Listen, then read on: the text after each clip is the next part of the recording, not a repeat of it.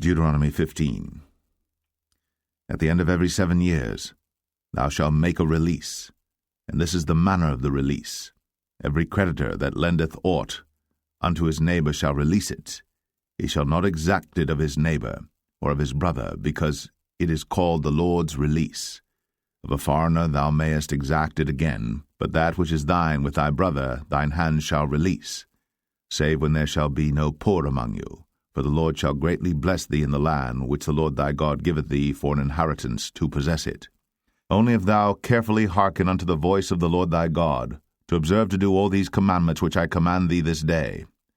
For the Lord thy God blesseth thee, as he promised thee, and thou shalt lend unto many nations, but thou shalt not borrow, and thou shalt reign over many nations, but they shall not reign over thee. If there be among you a poor man, of one of thy brethren within any of thy gates in thy land which the Lord thy God giveth thee, thou shalt not harden thine heart, nor shut thine hand from thy poor brother, but thou shalt open thine hand wide unto him, and shalt surely lend him sufficient for his need in that which he wanteth.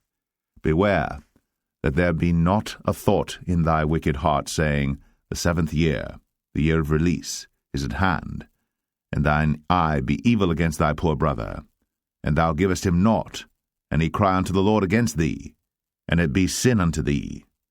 Thou shalt surely give him, and thine heart shall not be grieved when thou givest unto him, because that for this thing the Lord thy God shall bless thee in all thy works, and in all that thou puttest thine hand unto. For the poor shall never cease out of the land. Therefore I command thee, saying, Thou shalt open thine hand wide unto thy brother, to thy poor and to thy needy in thy land. And if thy brother, an Hebrew man or an Hebrew woman, be sold unto thee, and serve thee 6 years, then in the 7th year thou shalt let him go free from thee. And when thou sendest him out free from thee, thou shalt not let him go away empty. Thou shalt furnish him liberally out of thy flock, and out of thy floor, and out of thy winepress. Of that wherewith the Lord thy God hath blessed thee thou shalt give unto him.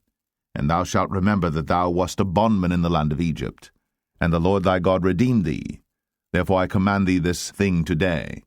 And it shall be, if he say unto thee, I will not go away from thee, because he loveth thee and thine house, because he is well with thee, then thou shalt take an awl, and thrust it through his ear unto the door, and he shall be thy servant for ever.